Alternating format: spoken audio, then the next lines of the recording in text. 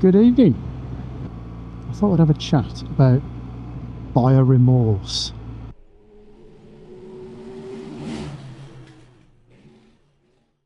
Do I have any in connection with this motorcycle? Well, the resounding answer to that has got to be yes, hasn't it? Otherwise I wouldn't be talking about it in a very short conversation. But I need to be clear that that is not a reflection of this bike. This is an amazing bike. There are two things that give me buyer remorse. I deeply regretted having to sell my 1290, KTM 1290. Deeply regretted, yes.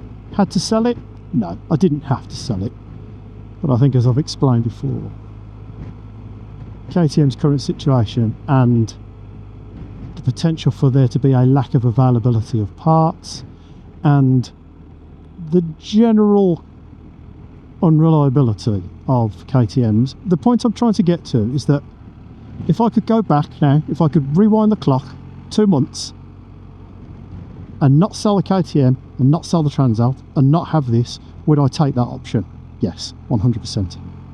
Which therefore, that statement in itself tells you that I must have buyer remorse. But interestingly, of the two bikes that I've gotten rid of to get this, the one that I actually regret getting rid of the most is the Transalp. So I was of the mind that I was happy to go down to just having one motorbike, this being that one motorbike.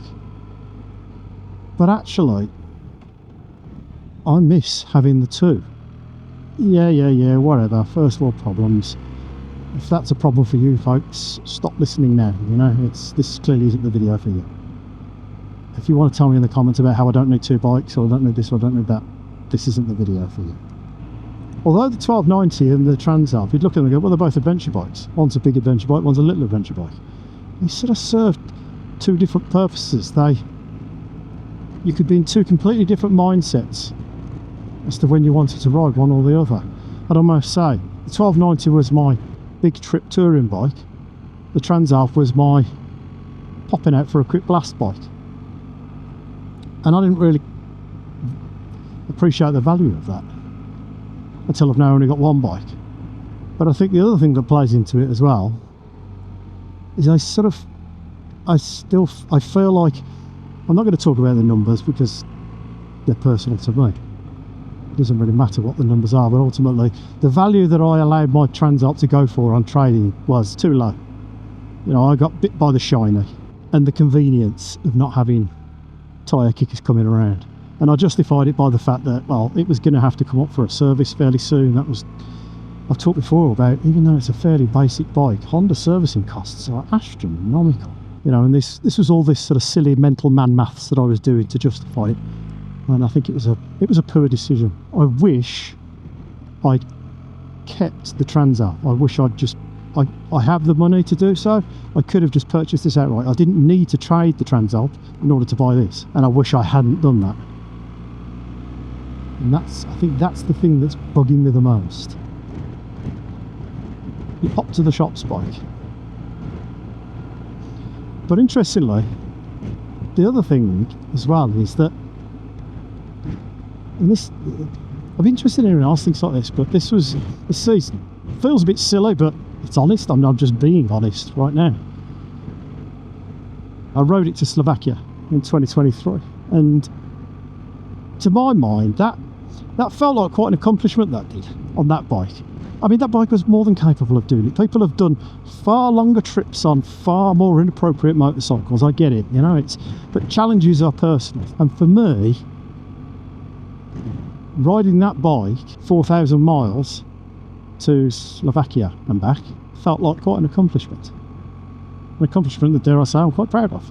Whereas I sort of think now, with this is just such a touring weapon that I feel like I could just jump on it tomorrow and just ride it to Slovakia, no problem. It's meant to do that. As I called it in one of my videos from that series, my little adventure shopping bike. As I sit here and sort of just talk and rattle this around in my head now, I think I had more of a connection with that bike than I thought I did.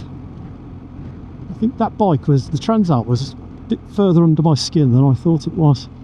And this change from the two bikes to this, I've always felt that the KTM was the one that I was losing out on losing.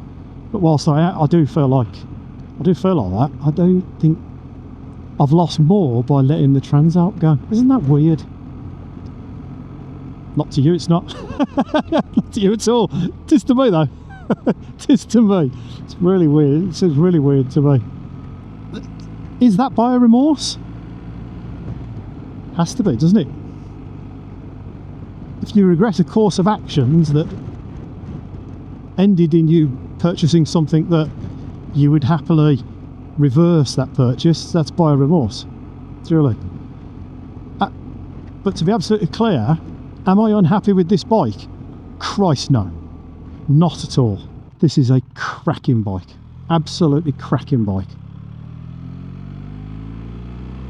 Does it stir my soul as much as the KTM did? No. No, it doesn't. I'm hoping that that's going to change. I'm hoping that I'll sort of develop more of a fondness for this bike as I have more experiences on it. But as I ride along here on this now, this is what a fantastic little kit this is. It's so effortless. It's just so good. Speaking of the bike, actually, changing the subject slightly, you know, I've got a little bit of an addition here. I've got some Mickey Mouse ears. I'm not sure if these work for me at the moment, actually. They are the how do you pronounce it? Is it Wunderlich or Wunderlich? No idea. Let's go with Wunderlich. Wunderlich wind deflectors, tinted. I just wanted to create a little bit more of a, what do you call it, like just an enclosed cockpit space, really. I think the clear ones sort of give you the impression that there really just isn't much bike in front of you. Well, man, because there isn't. But at the moment, I must say, as I'm sitting here now, they're kind of starting to grow on me a little bit. But when I first installed them and got on the bike, and I immediately, all I could think was, Jesus, they look like Mickey Mouse. I've also purchased one of those. It's a 3D printed adapter to put the XT into the BMW cradle. So we've got the Garmin up there at the moment. So of course, by a remorse, what do I do about it? Well, nothing. I'm not about to sell this. How I would love to still own every bike I've ever owned. That would be so cool. GSX-R K5s, and even a Phaser 600. My very first CBR 600.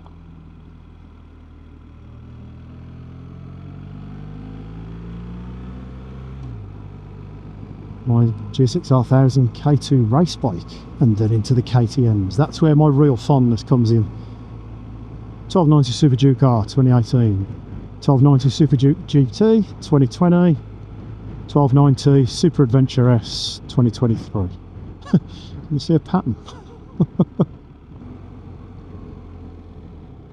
I'm going the wrong way, aren't I? I'm totally certain I'm going the wrong way. I didn't mean to come down here. I think I'm in a dead end here, aren't I? I should have no idea where I'm going. Where am I? Can this even get me out somewhere? Oh, I can get out somewhere down here, that's fine.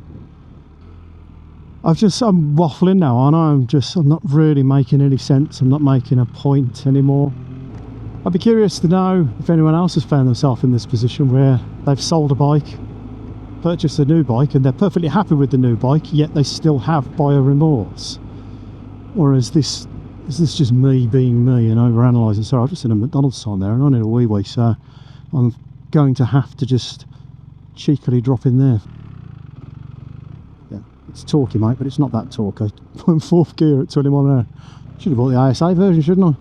Oh, there you go. If the gentleman that was following my other videos is watching this now, he'll be saying, told you. I will be back with you shortly.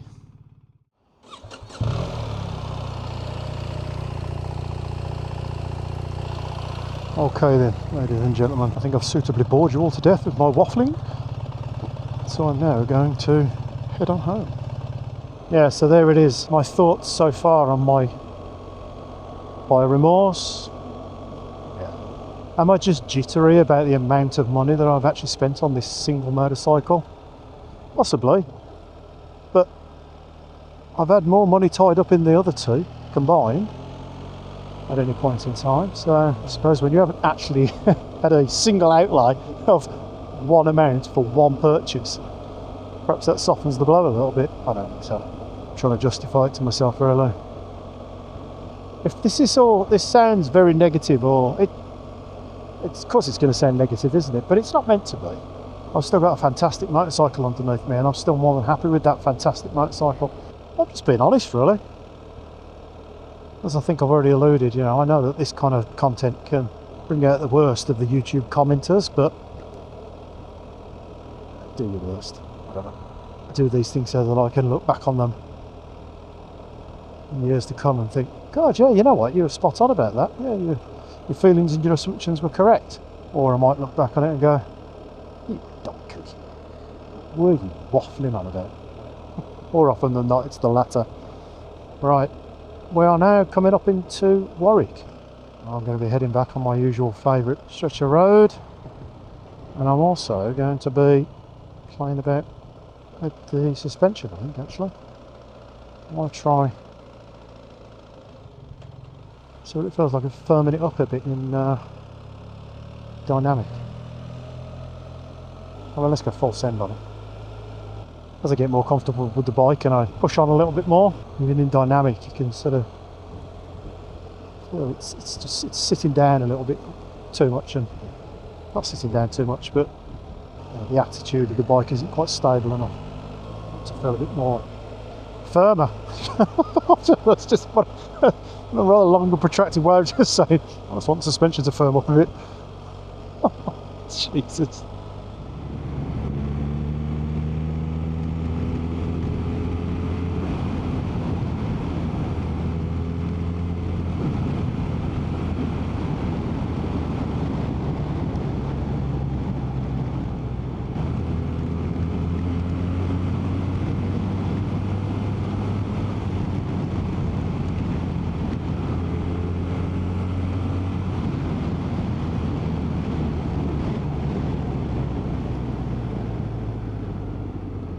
You can really tell the difference with that, having firmed that up in dynamic. That is really quite sporty, the suspension is now. But not rattling your teeth out. It's feel quite nice, actually.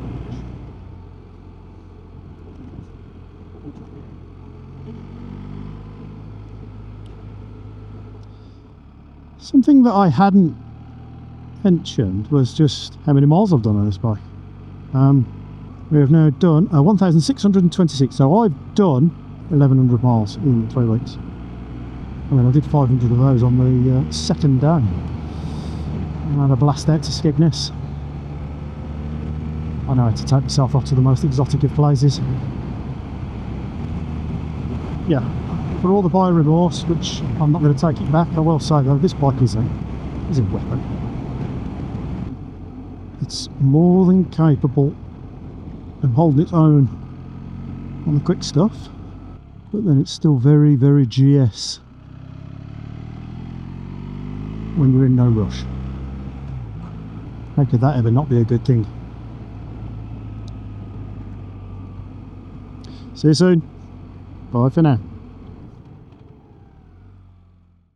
Okay, just back again real quick. Sorry, I'm just about to get home. I'm just noodling this in my brain a little bit, you know, what I've been chatting about. I need to be absolutely clear. Buyer remorse, do I have it? Yes. But actually I think my issue is not that I have buyer remorse with regards to buying this bike. I have buyer remorse, I have seller remorse. I regret trading in the Transalp for this. I don't regret getting this, I regret getting rid of the Transalp. That's the issue. What can you do? Now that really is the last time, and that really is me saying goodbye this time. See you in the next one.